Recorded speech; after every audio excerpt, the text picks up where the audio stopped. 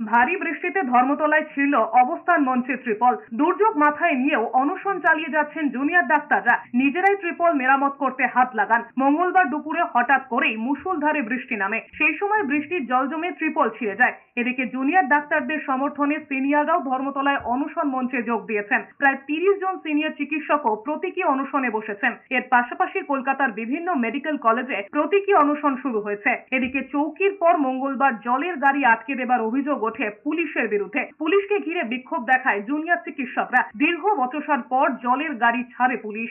অনশন করবার জন্য সহস্রাধিক চিকিৎসক এবং যে আরো হাজার হাজার সাধারণ মানুষ তারা প্রতীকী অনশন করতে চাইছে।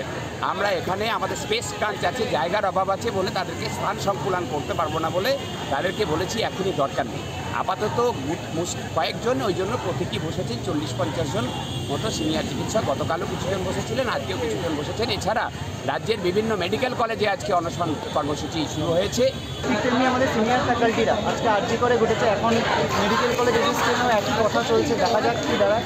এবং আমরা এটাই বলতে চাইছি যে সবার আন্দোলন যেটা রয়েছে এবং আমরা যে এই যে বলা হচ্ছে আমরা নাটক করছি,